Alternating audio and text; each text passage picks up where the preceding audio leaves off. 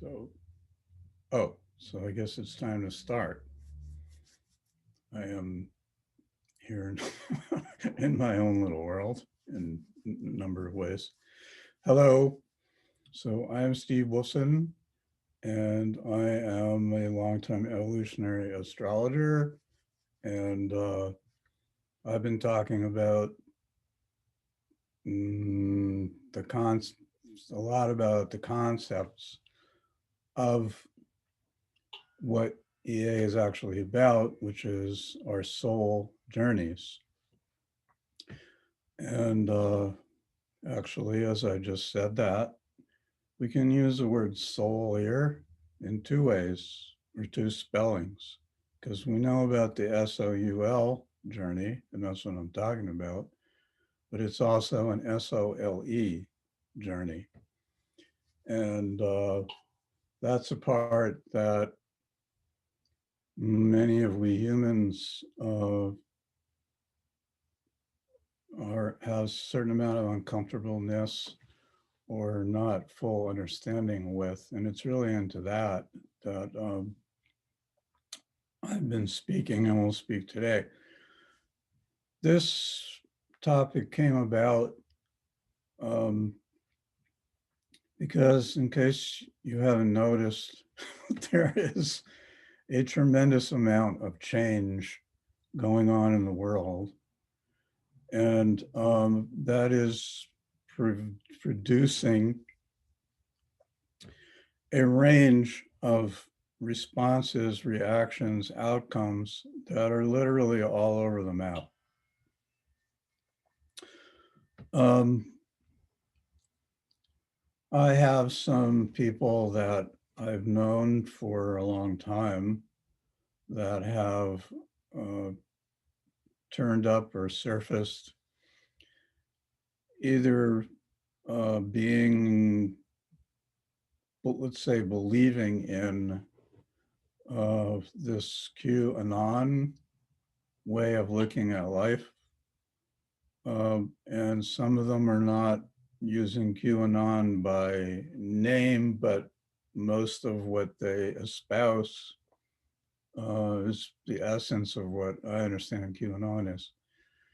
And it is very interesting because I just had one person I used to know that 15 days ago gave a very detailed posting of all of these things that are going to occur in the next 13 days. And we should stay at home and just know that everything is okay and the changes are going on and good is prevailing and there's going to be a lot of arrests and this, that, and the other thing. And as far as I can tell, uh, pretty much none of that was predicted with incredible certainty down to details occurred. And I've noticed that when you, not even in a, I mean, a lot of people were insulting this person or leaving demeaning comments and this sort of thing. But even those who were, and I didn't think these things were going to happen, but I was not into jumping on her case. And I thought about, saying, hey, it's been 15 days now and none of that has happened. And, what happened? And how do you feel about that? I wanted to understand the phenomena from the inside out. What is it like? What's going on in a person where they have these views and then they don't, the things that are predicted with absolute certainty don't occur again and again and again. And they still believe the next one that comes along and they espouse it. And I'm like, this is very interesting. What is this phenomenon? And I tuned into it, and it's like, it's just, there's a sense of certainty. I have a few notes here I'm going to be peering at times. Um, there's a sense of certainty because basically when push comes to shove, none of us, excuse me, uh, when push comes to shove, none of us have the slightest idea of what's going on. And that does not make us feel very secure.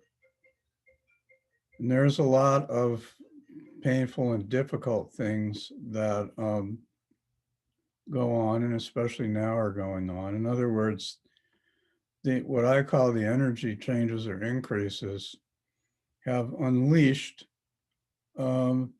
It's become cool to act out your shadow, basically, for some rather large segments of society. This is going on in the United States. I'm most familiar with it here, but from what I gather, it's kind of going around the world also, which to me is a symptom or expression of energetic changes that are going on.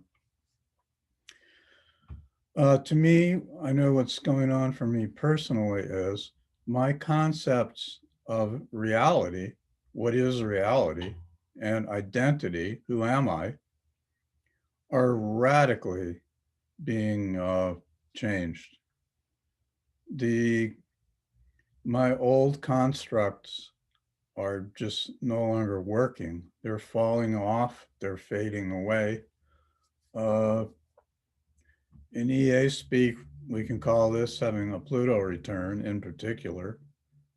I happen to have Pluto squaring the nodes, which is my personal expression of this, I would say, at the present. But you don't necessarily have to have a heavy duty Pluto transit going on. Pluto is doing what it's doing. In the United States, this ties to the Pluto return that is coming up, which EA, Zoom, and Linda is just going to be starting a whole series on in a few weeks. But this is basically the deconstructing of structure. And we all have Pluto in Capricorn all around the world. And so as we're getting to the end of this, there's a destructuring of structures of all sorts and types. One of the last things that makes the majority of the human race feel safe and comfortable is a restructuring of reality and society as they have known it.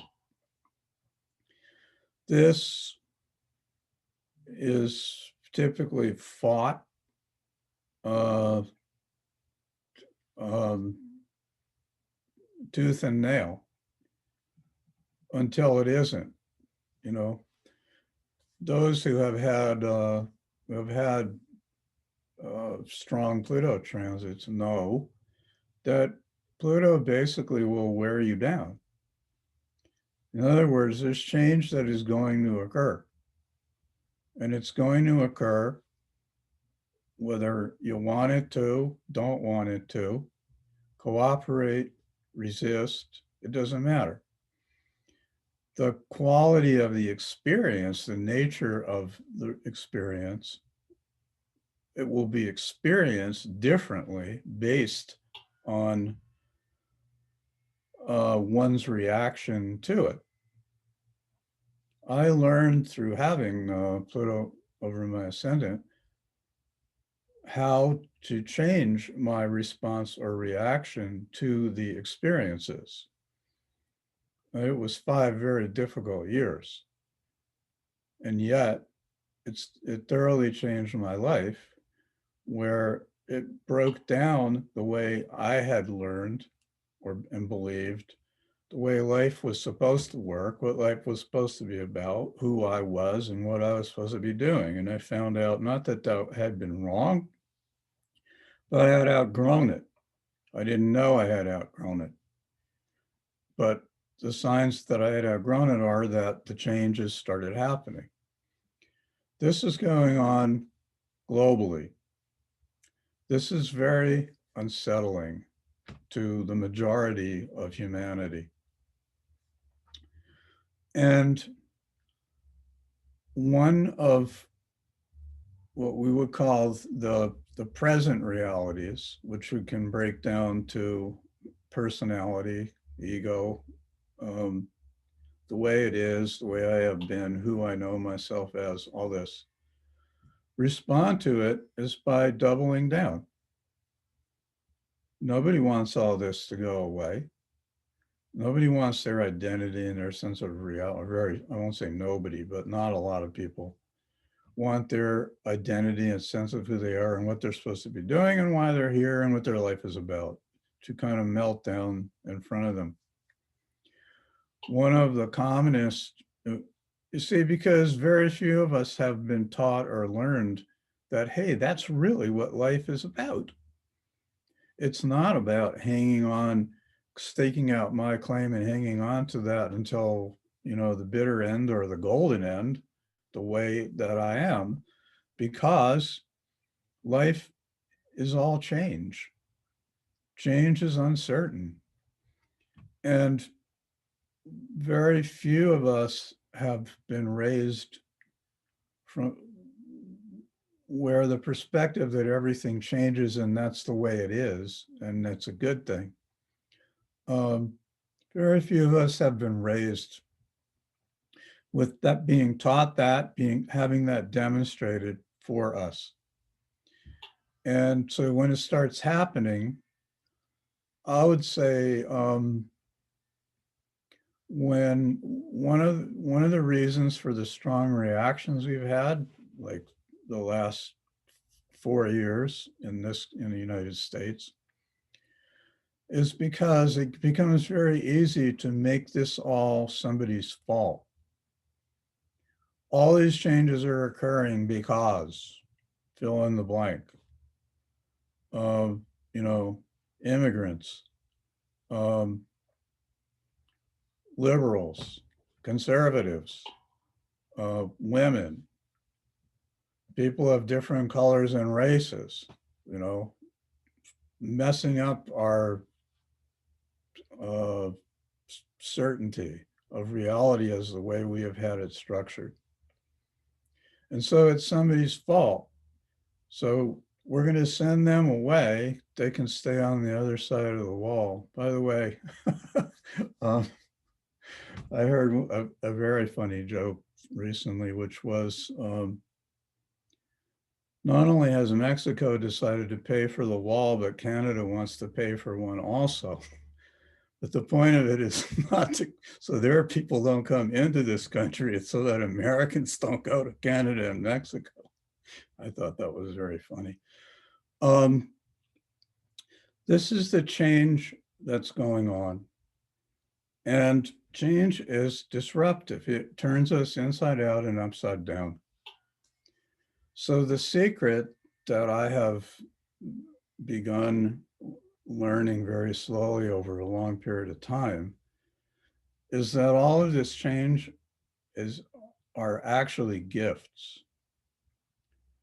They're gifts that I may not know what to do with. I may not see them as gifts. But change to me are signs that I have done so well with what I have been presented with up until now that I don't need that anymore. I'm being given something entirely different and new to work with because I've done a good job. No matter how I judge myself or what I felt, I've done such a good job with what I've been given. I'm ready for the next thing. Now, I may feel like I want more summer vacation than, another round of change in work. And that's not wrong. That's not bad. But I see more and more clearly, this is what goes on. We feel secure in certainty, in knowing, in thinking I have it figured out. I know what it's about. I know how it works. And when it stops working that way,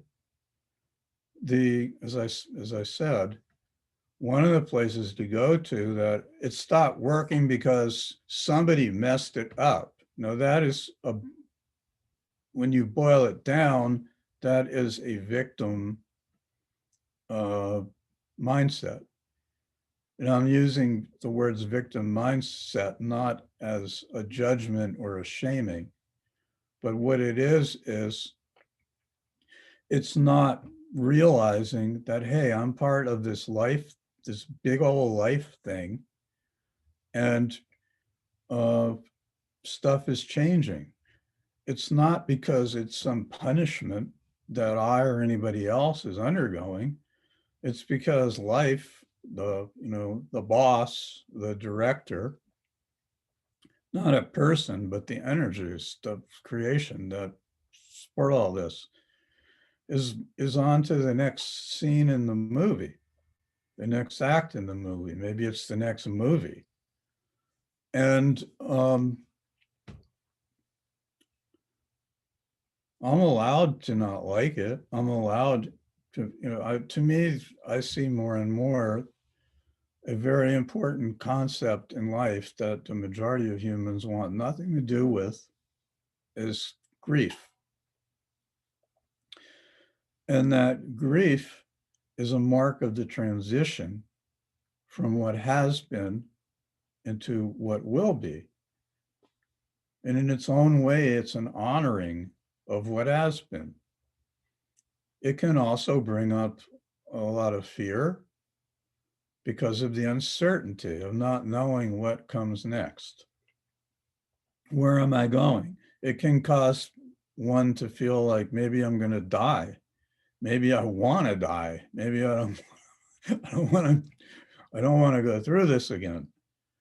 But as long as we are here, there are going to be times, phases, periods when change is in order and we're going to go through it. I was amazed with my Pluto over ascendant many years ago now, as this I started mentioning, because I had no idea. I did not know. And I went through this 5 years of growth and change, and it turned my life inside out. And I mean, I had been on a growth path. I wanted to grow. I was on spiritual paths. I didn't equate that what was happening to me was some part of this spiritual unfolding. I didn't know what was going on. So, that's why I say with slight sense of humor, it's actually a reward. It's not a punishment, though, at times it feels like a punishment, and that's not bad. It's because we're getting used to it. We're getting used to it. As I was thinking about this talk, out of that 5 years that I spent, yeah, it was right around the end of 5 years. I had spent my whole life on the East Coast, United States, Northeast. And I wound up being invited to move to an island off a small island that was part of Australia. And I was like, whoa. And this was with a partner at that time. And took me a long time to decide to jump. Part of me thought I was insane.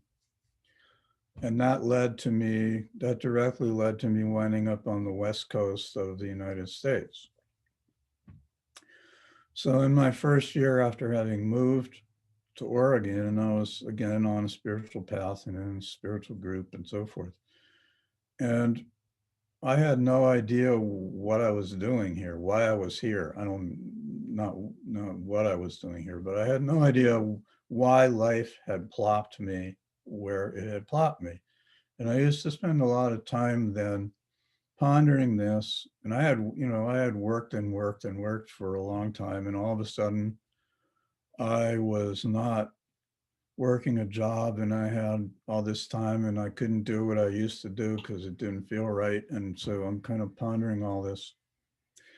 I did a lot of journaling in those days. And I sat on my bed one afternoon journaling and I watched these words come out of the pen and they were so profound. I have remembered them. It's over 20 years now. I have remembered these words and they're I felt they were very pertinent to this topic of certainty. And it said to me, your incessant need to know the outcome in advance keeps you separated from the poetry and the mystery of life. When you go to the movies, do you first want to read the script? Obviously, very few people want to read the script of the movie. They want to see the movie because they don't know what's going to happen and they want to find out. Well, guess what? That's our life. We don't know what's going to happen. We want to find out.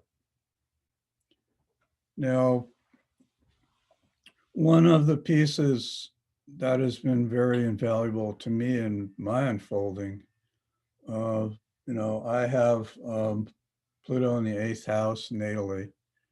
And I can tell you that Pluto in the eighth house natally, along with many other positions, is not a hotbed of feeling that life is on your side and supporting you and being behind you in everything that happens. So it's been quite a journey for quite a while now of realizing that no matter what happens or what I feel like, I really, truly, truly, truly am never alone, even when I'm utterly physically alone. I'm never alone. I'm not being punished.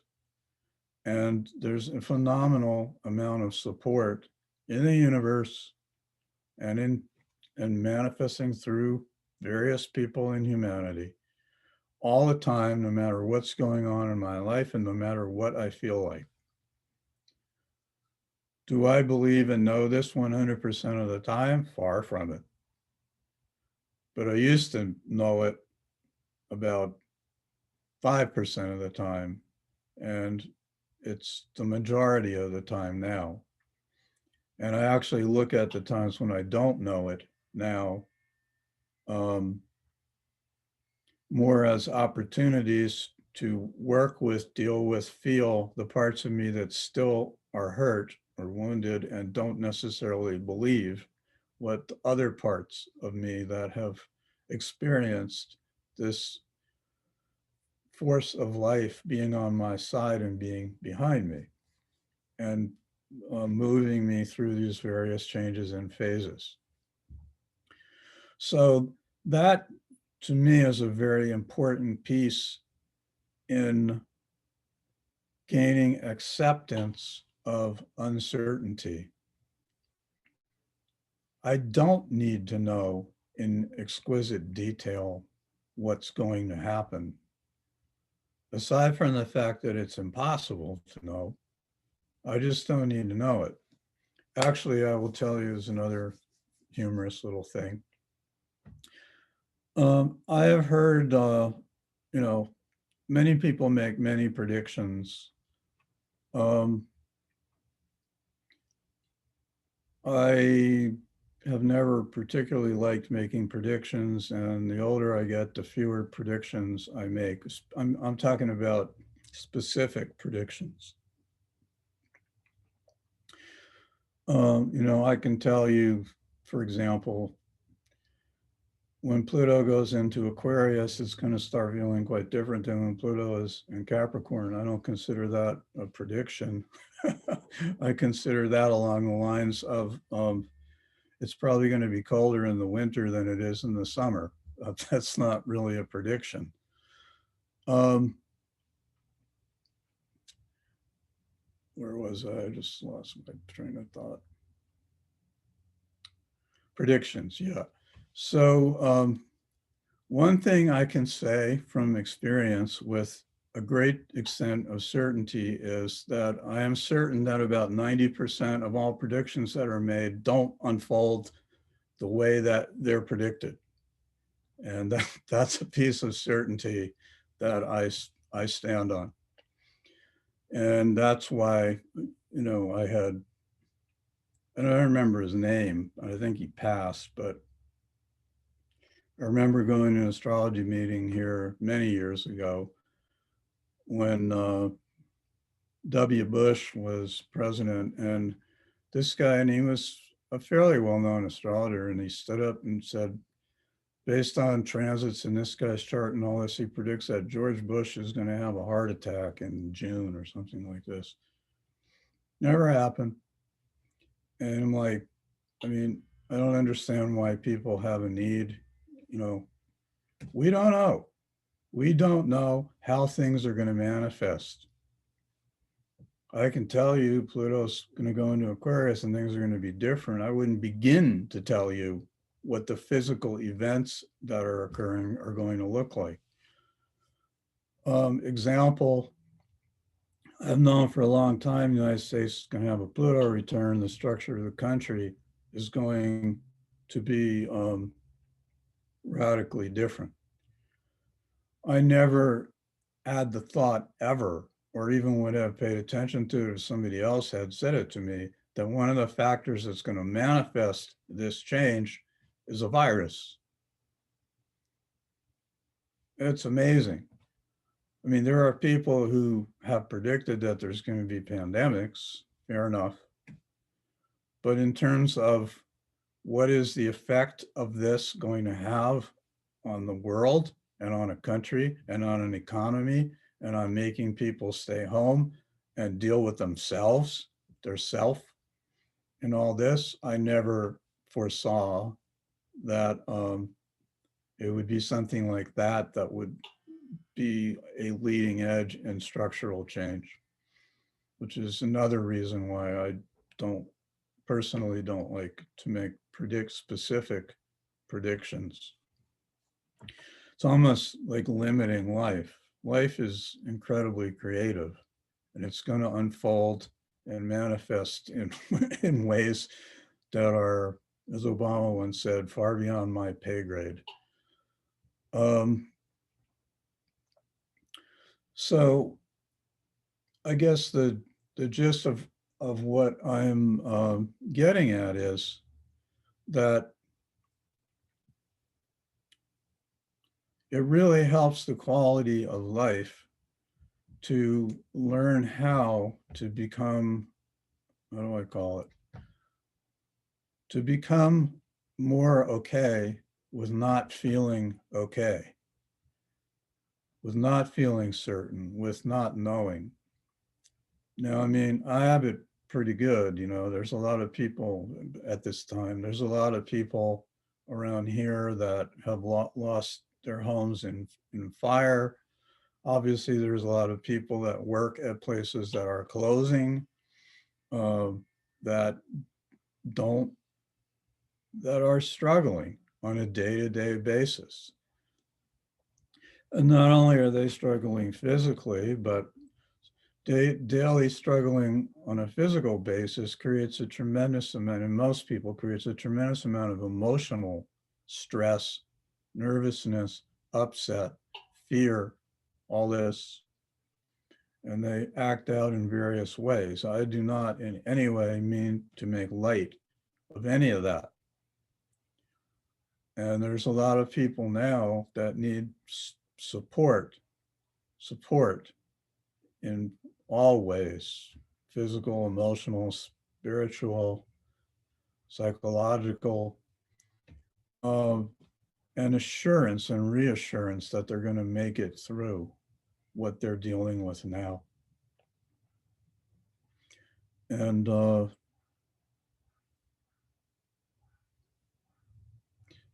was an India master. He had a quote that I always liked, which was, "Religion is for people with full bellies." And in other words, somebody that doesn't know where they're living or where they're going to eat is probably not the first person that wants to listen to me talk about spirituality to them. And with great. That certainly is fair and reasonable. I guess I'm talking to those of us that are not in as dire straits as that in general. I'm not limiting it. But I'm talking about our becoming better helpers to those who could use a help, assistance, a sense of caring, a sense that they're worthy. Our, and that's where this certainty piece is coming in that I'm speaking about. Because there's a need to learn how to be okay with not knowing and not expecting that I can know or even that I should know. What else did I write down here? Reasons we seek certainty. I'm afraid of what might happen. I feel like I don't know what's going on and I feel like I'll do it wrong. And I'm a sincere person and I want to do it right, but I don't know how to do it right. If on another way, it can be a form of denial, certainty. If I know or I believe I know what's going to happen, and I hear a lot of this from people who know exactly what's going to unfold in this country, then I have a way to deal with or avoid all the fears that I may have within me because I just cling to my belief of certainty of what's going to occur. Then I don't have to deal with the parts of me that don't believe that or question that.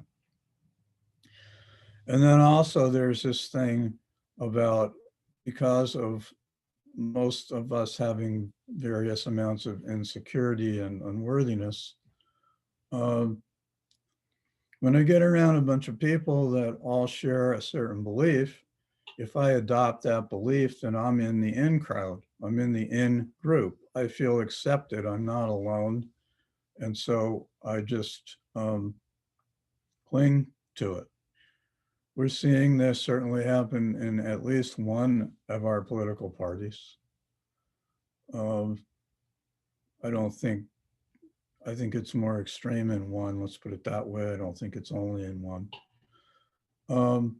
I wrote that the I'm in the in group really crosses the political spectrum from, you know, extreme conservative, I mean, it's beyond conservative, extreme, as they were calling it a few weeks ago, domestic terrorists who feel so justified and certain in their views that they're willing to commit violence and threaten the lives of other people because of how much they know that they are right. Again, I don't feel one quote side has a monopoly on that quality, but I do think there's a difference in the extremity that the majority of either quote side are willing to go. Um, you know, it's been a very interesting phenomena for me that among the healing and spiritual and yoga, and even I know a few people, astrology communities, the adoption of these principles and beliefs that seem to me totally counter to everything that has been espoused by these segments of society for decades. And all of a sudden, there's now a new age version of these kinds of beliefs. And it's not just limited to New Age, but it's just a very interesting phenomena. And see, again, I mean, this is where I started the talk because one quality that I've experienced in pretty much everyone that espouses these perspectives is they are absolutely certain that their perspective is the truth. And as I started saying before, when event after event after event that has been predicted does not occur, a few people are what's going on here? Maybe I've been had. But I would say at this point, still the good majority of people are not, they're doubling down. I have to say, I lived in a group for 10 years myself when I was young that we had our own version of this experience. So I firsthand experience, including doubling down under opposition. The last piece I wrote down about the in group is there's a common belief that everything would be okay if it weren't for them. Now, each segment that has this sort of perspective has a different definition of who's included in them.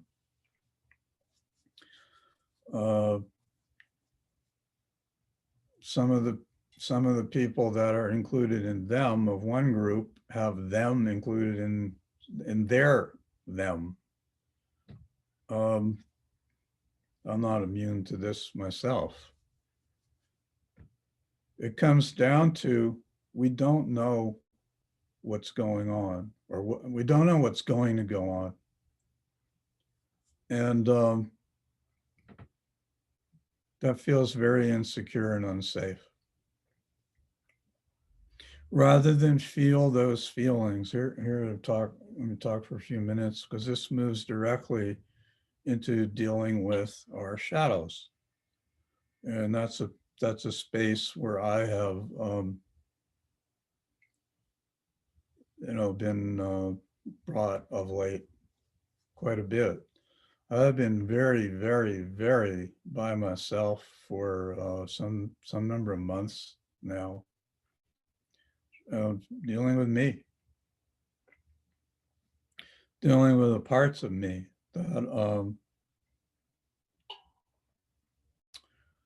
that I have experienced. People don't like this about me. People don't like that about me. This is lifelong, coming out of my childhood home and carrying forward. They don't like it. So I don't like those parts. Why would I want to have anything to do with parts that make people not like me? I want people to like me. It comes down to I need to like me. That's the most important person who can like me. And I don't know how to like all the parts of me because of my own conditioning. So we start there.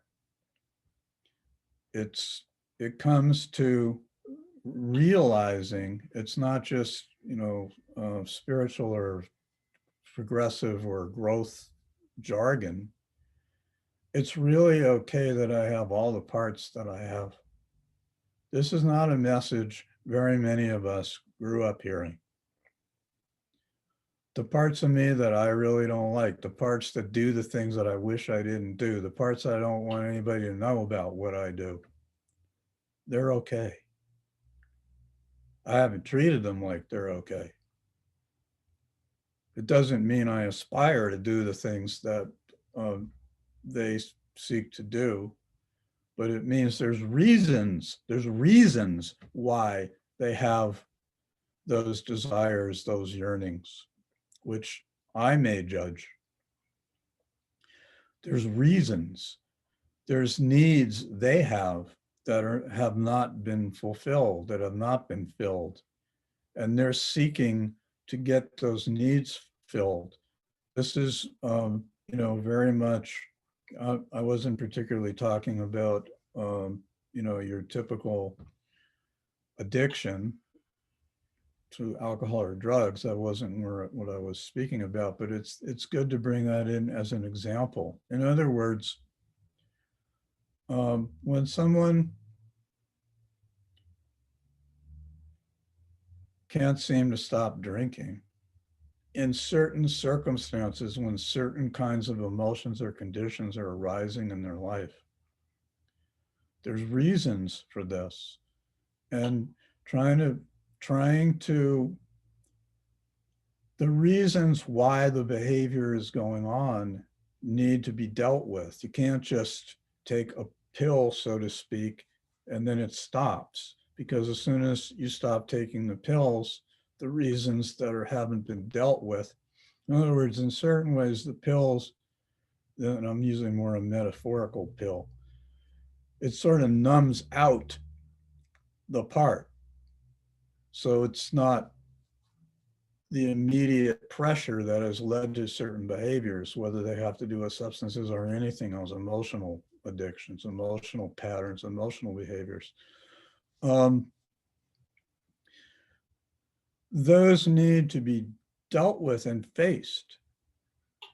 Now, they can't be dealt with faster than the person has the capacity to accept and hold in a positive way.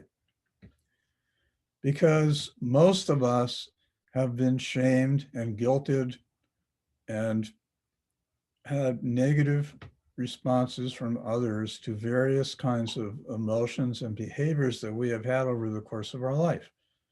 And that leads to feeling bad about oneself, like a fundamental belief that there's something wrong with me, or some parts of me feel there's something wrong with me. This creates internal wars between the parts of self that know that, hey, I'm really okay. You know, I may have wounds, but I'm really sincere and I'm okay. And the parts that don't believe that. And so some parts of us believe it and some parts of us don't believe it. And we have an internal war going on. And this internal war actually manifests externally in people who are not yet conscious of their internal war, creating the kind of divisiveness that we're seeing all around us now. We project our inner state, our inner reality, our inner war, and see life through those perspectives.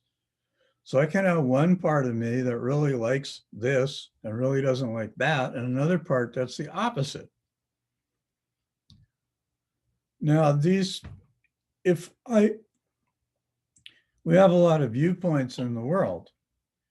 If I can't accept my own internal conflict and find a means, a ways, mechanisms to hold space for all the parts of me, how in God's name are we going to do this collectively?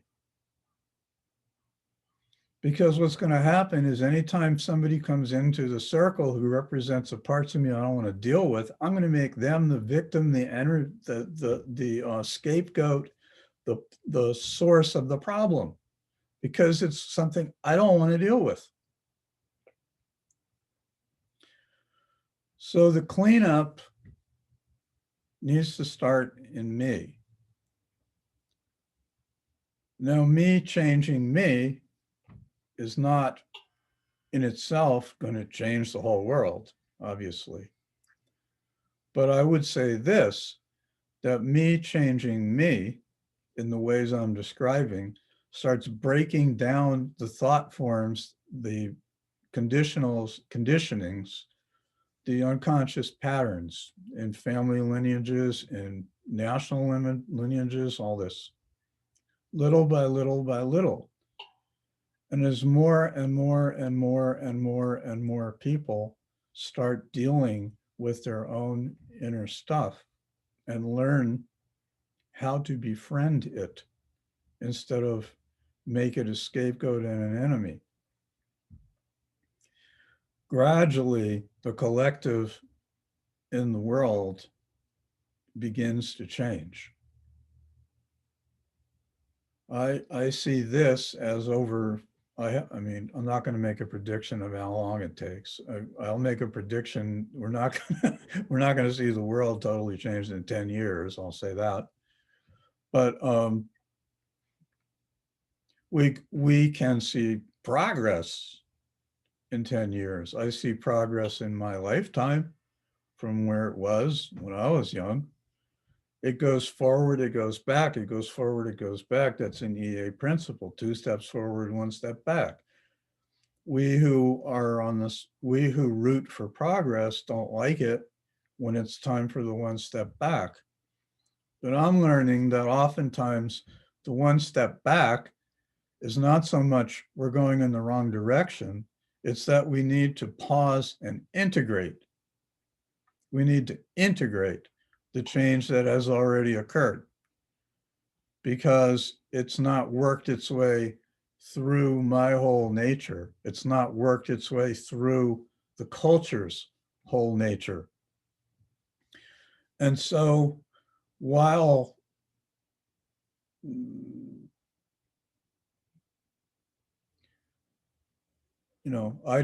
I'm not a fan of much of the last 4 years and the kind of tidings I'm seeing on the horizon now.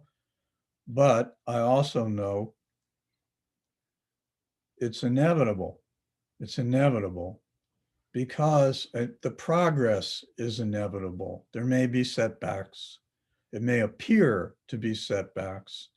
It's actually more like integration, because I dare say life loves all of us, even people it's really hard for me to love. Life loves and kind of sees us as small children who are exploring and learning. Some of us want to move faster. Others of us don't want to move at all, and others of us want to move slower. But it's like the whole thing needs to move forward. Some people are going to go move forward, yes. And other people are going to move forward kicking and screaming because they have no other option.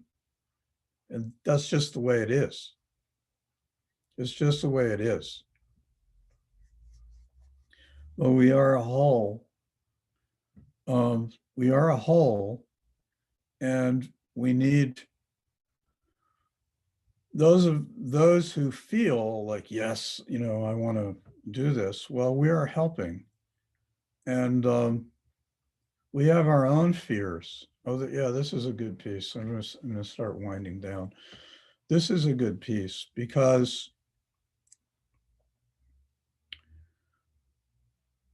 one of the key pieces, I'll speak this principle out of my own past experiences. I learned it because when I was having that Pluto over ascendant, and I was literally going out of my mind at times, and I learned something at that time.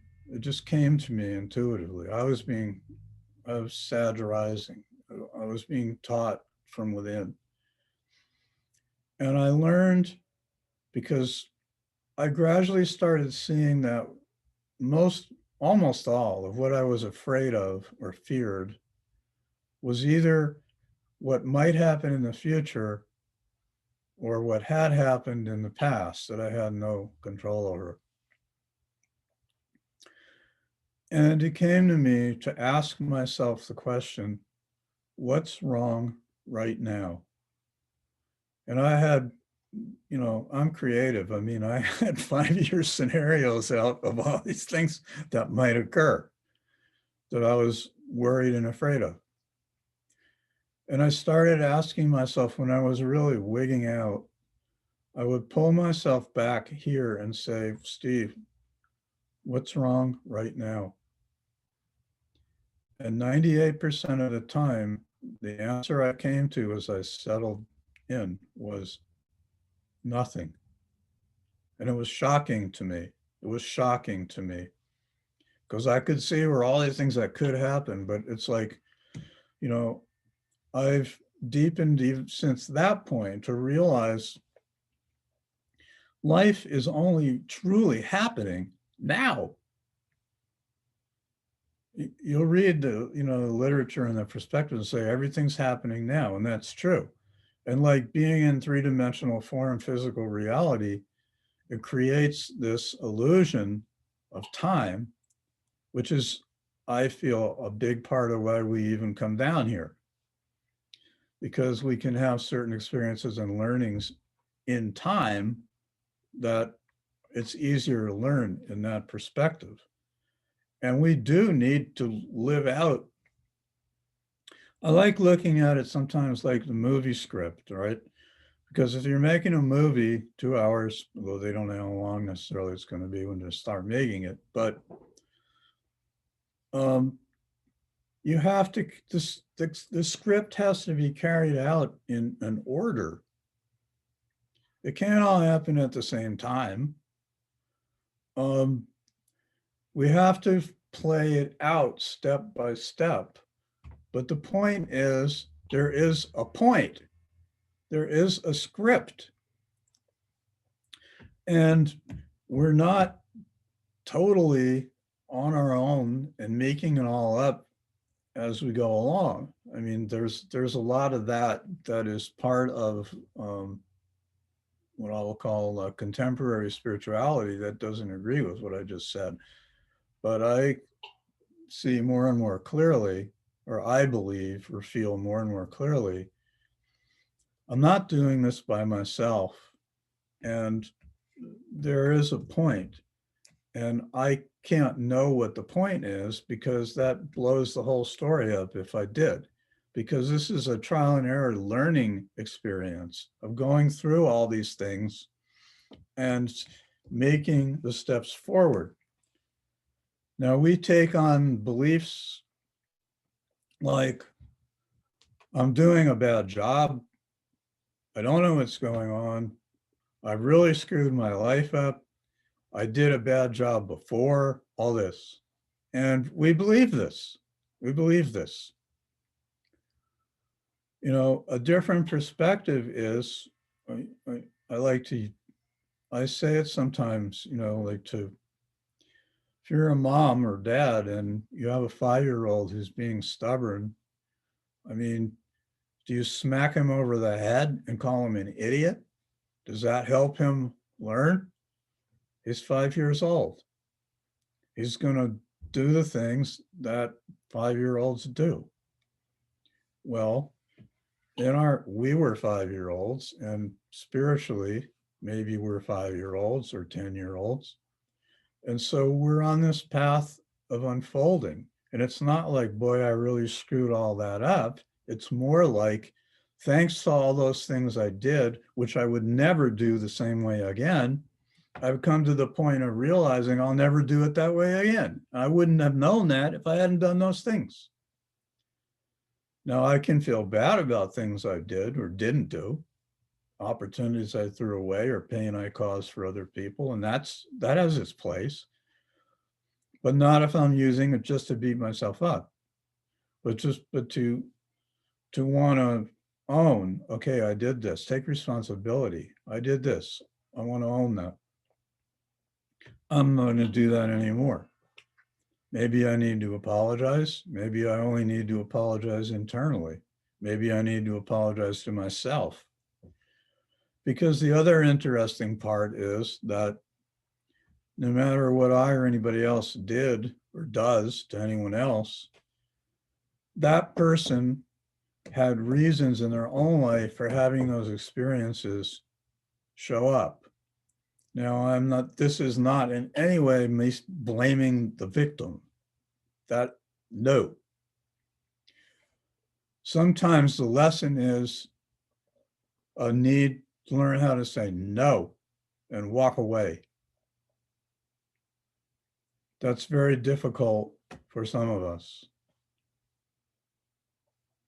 I want to be really careful about what I just said because I feel like I can be taken in in ways I don't mean, and I'm not exactly finding the words I would like for explaining it.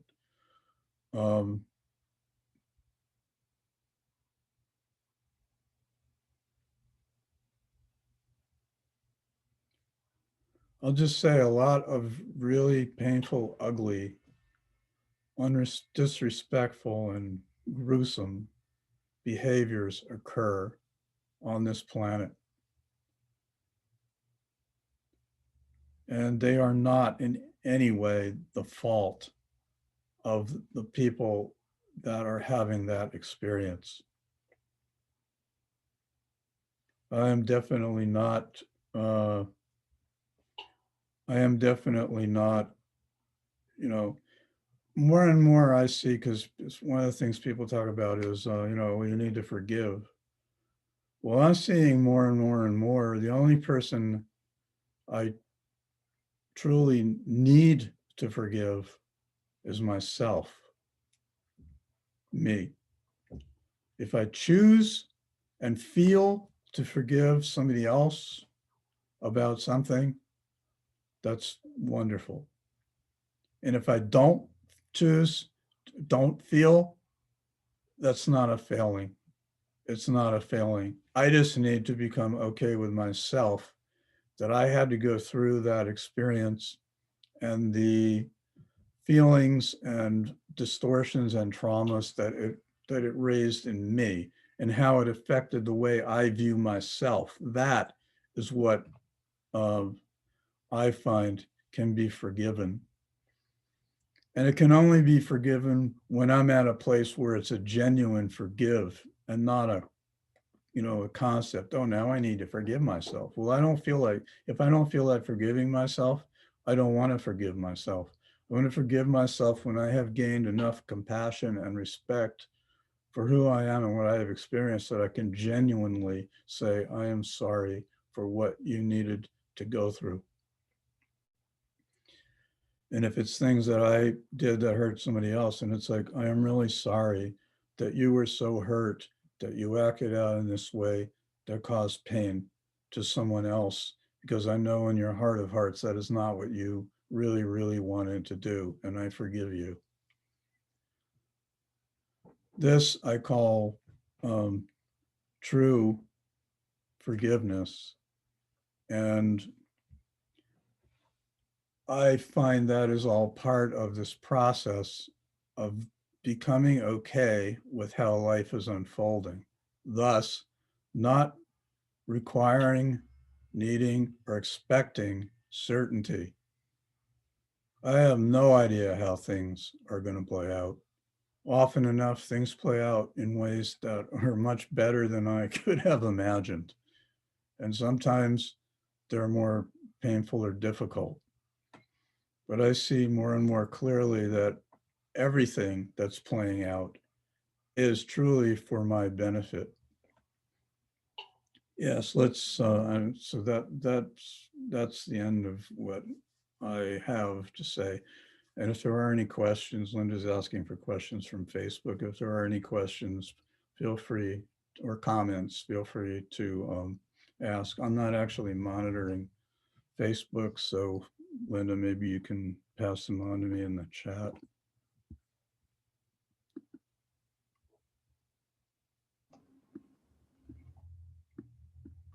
Well, I guess my question is, you're talking about from now through 2024,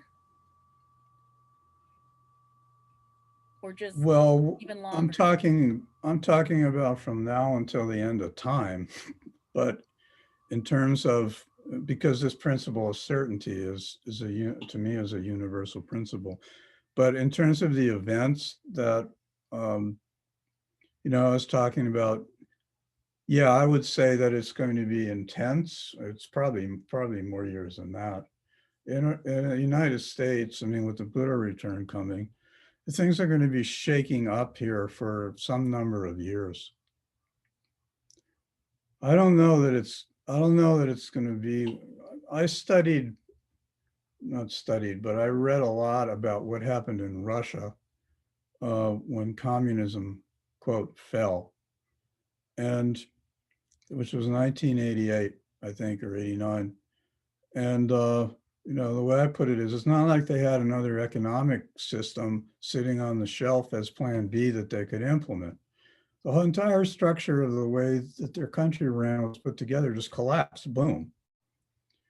The life expectancy of males in Russia dropped 6 or 8 years because they were drinking themselves to death. That to me is uncertainty. Um, for a while, they were flowering with steps towards a more democratic structure. And now, of course, they have backslid away from that. I'm not suggesting in any way that the changes that are going to go on in the United States are that extreme. And it is within the possibility they might be. It's not what I'm expecting, but what do I know? I'll be surprised if it is. But there's going to be major structural changes. This current divisiveness that we have, the growing divisiveness that we have between two factions or viewpoints, it gets to a certain point, and if it cannot cool down or tone down, some very ugly things can occur. This has happened many times in history. I feel like whatever can be done to cool the situation down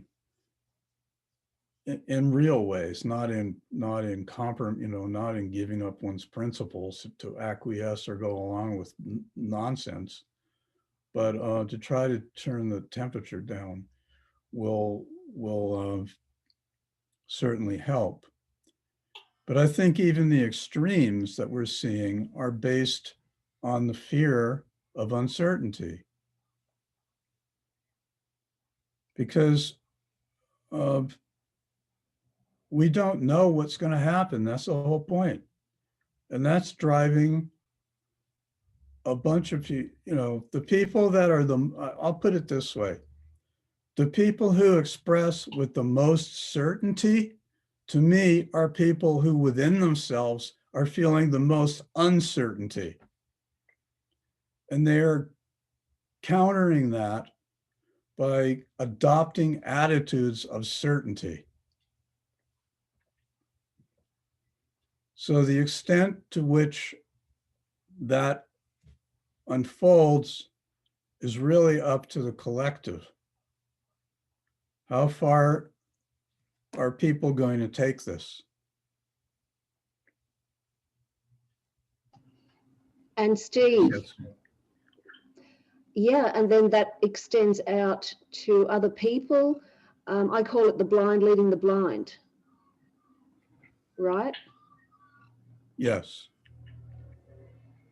It's, what we're finding, if we open, for those who want to open their eyes, between the number of people on the planet, the increasing number of people on the planet, the increasing use of resources on the planet, the increasing changes in climate on the planet, the way of life that we have collectively come to expect becomes unsustainable.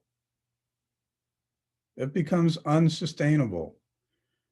I think to some extent, this is why a small percentage of people are grabbing everything they possibly can, because in their fear of uncertainty, they feel like they're increasing their personal likelihood of survival in as close to their current lifestyle as they can possibly muster, going through a period of immense change. But what is it that causes someone to want to accumulate to that extent and leave gazillions of other people suffering and struggling? There's a deep fear underneath all that certainty. That's my point.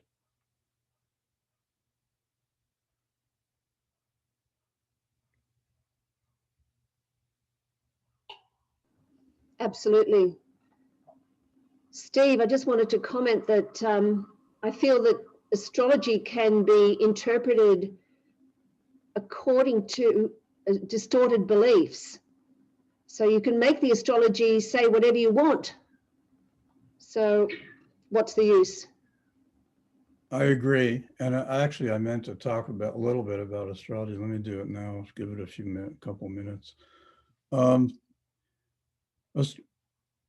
I encounter people using astrology as a way of deepening their sense of certainty. Some people. of, I know what's going to be going on. So it's kind of, in that perspective, it's a little bit of that in group that I talked about before. I know what's going on. Other people don't know what's going on as much as I know what's going on.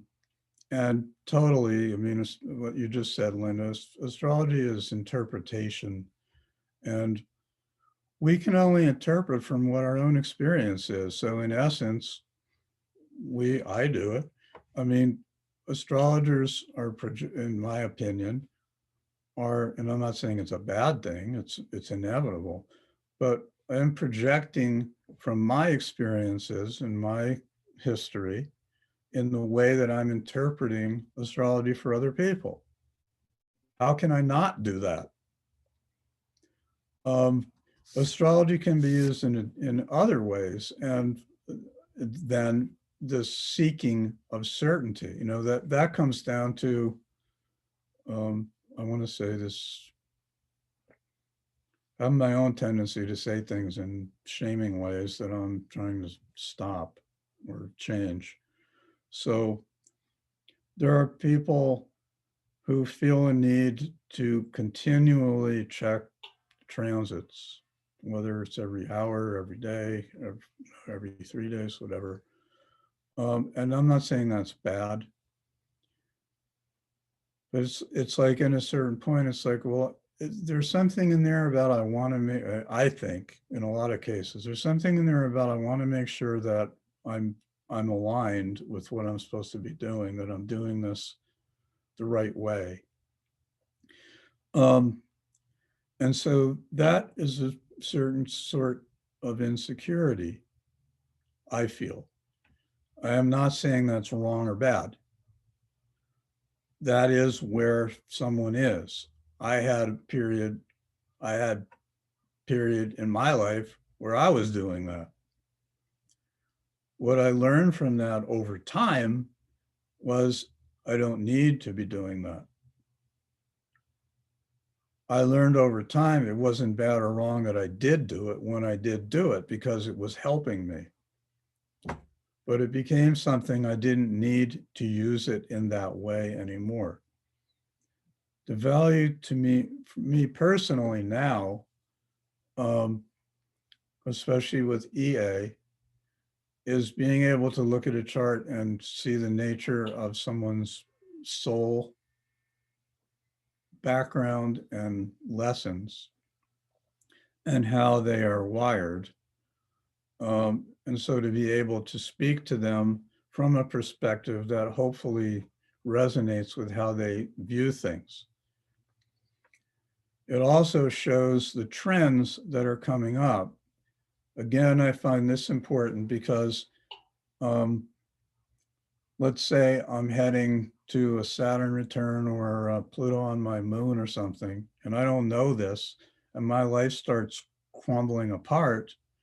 For many, many, many of us, if we didn't know this, we're going to start thinking I'm doing something wrong, because that's the relationship we have with ourselves for the most part in our conditioned society. And so one of the values of astrology is, when intense things are coming up ahead, I can look at that and realize it's not that I'm doing something wrong. It's that there's a great deal of change that's going on. And I'm not supposed to know or understand what this is right now, because it's new to me. So I'm okay that I don't understand it. I'm going to be shown this by life over the next period of time. And yes, at times, I mean, this is the way I explain it to people, at times you are likely to experience it as difficult, uncomfortable, wishing you were somewhere else other than in the middle of this. But that's what's happening. And it's not that you're doing anything wrong. In fact, and you can say in a very real way, it's because you've done things that are right, that you're ready to move forward. We just don't live in a culture that looks at life in that way, to a large extent. And that is the restructuring and the reprogramming that I feel is going on, that we're getting returned to the sense of who I truly am and what I'm truly doing here. As that awareness spreads around the planet over long periods of time, I feel like we're going to start having a very different kind of reality on our planet. Steve, do you think it has something to do with Neptune? Trans. You mean currently? Yeah, like, you know, opening Sure. up, surrendering, letting go, flowing. Yeah, I mean, how about delusion? Oh, okay. I mean, in addition to what you just described, it's kind of like, I make up my own reality, and that's the way I'm going to see things. Of course, I mean, I don't think you can point out anything that's not related in some way to what I'm talking about. And it's good to bring it out. But there's like a collective overall impulse, and everything that is going on is making its own contribution or being affected by the overall impulse.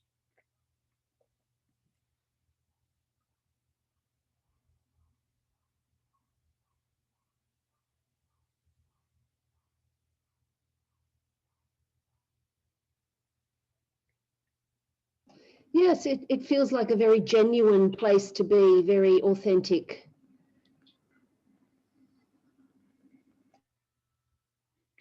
It's like being, I was going to say it, I'll wind this down, but more and more I'm learning to be in the present moment.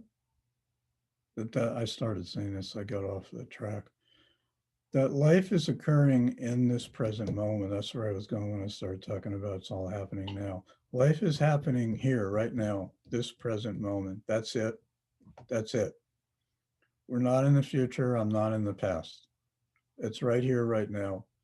This moment is not, it's affected by what's come before, but that's because of the way that I'm conditioned.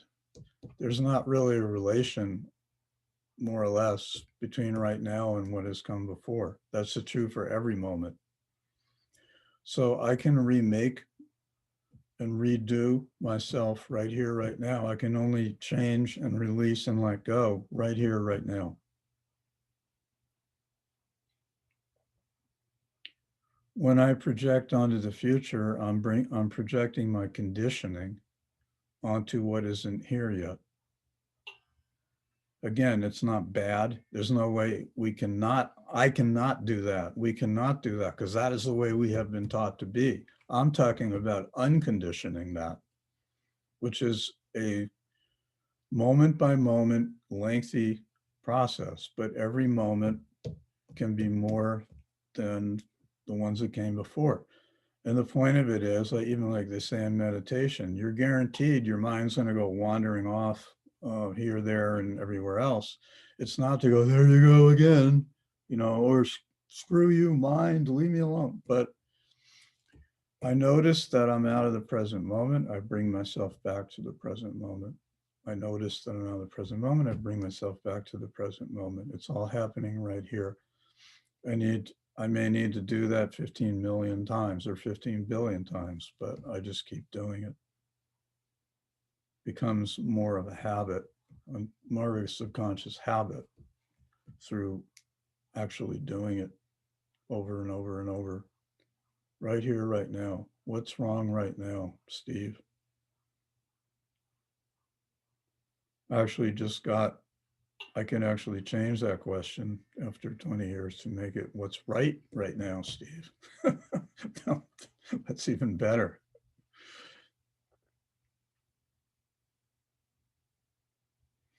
All right, so no more questions. And let's close the session. I thank those of you who are listening. I hope you have found some value from what I've been speaking about.